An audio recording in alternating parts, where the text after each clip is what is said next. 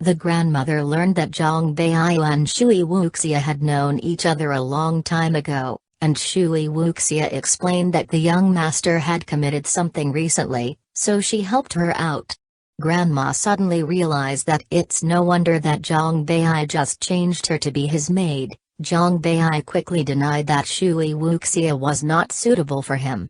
Grandma wondered if she had just praised Shui Wuxia, but now she has changed.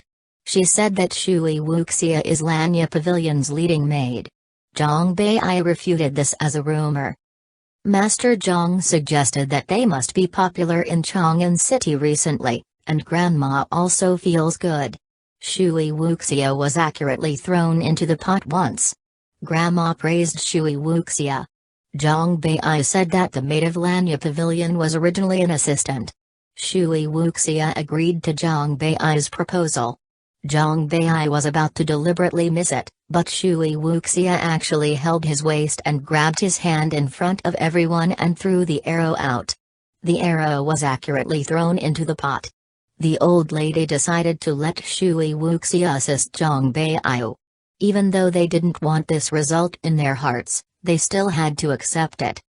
Shui Wuxia destroyed everything in Zhang Beiyu's room, and told him that only the old lady and the old man in the entire house could order her. No matter what she said or did, he didn't even have the right to say no. From now on he will do it. The monthly salary can only be paid to him with her permission. Zhang Beiyu showed a pleasing smile on his face and apologized to Shui Wuxia that he was cheap the last time he was in Huangfang. Shui Wuxia didn't eat him, and she told her plan. From tomorrow, she will move to the wing of Zhang Beiyu's courtyard. She will go to class with Zhang Beiyu during the day.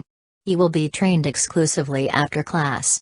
She is not allowed to leave her sight for more than a moment. Bell. Zhang Beiyu wanted to leave through the back door. Shui Wuxia told him that the back door was locked. Zhang Beiyu jumped out of the window without believing in evil, but he couldn't get down on the wall of Shui Wuxia's rose. Chiadalong made a 1-month plan for the young master, and Chiadalong was approved by the young master. She was very touched and felt that they met a friend, and the two talked very happily. Zhang Beiyu's performance in class was very poor, whether it was literary or martial arts. Hu Chanan was very angry and punished him not to eat. Shui Wuxia had to arrange training for him, let him contact archery, and let him pick soybeans to practice patience. Zhang Beiyu had an idea and turned the beans into soy milk and used it for business.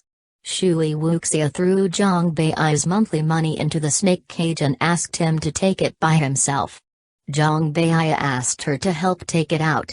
Shui Wuxia refused to agree to turn around and leave.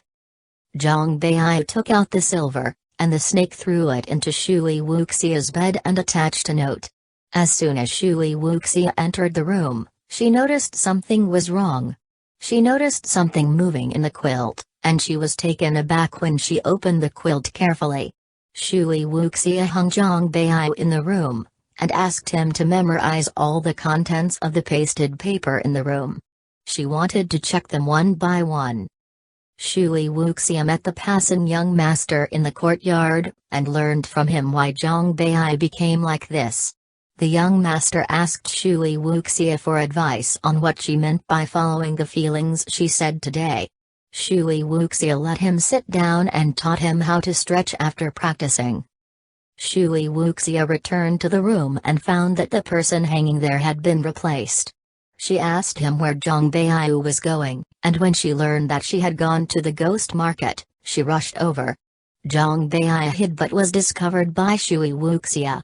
Zhang Beiyu pulled her over and hugged her to keep her from speaking out in danger, and a group of people in black walked past.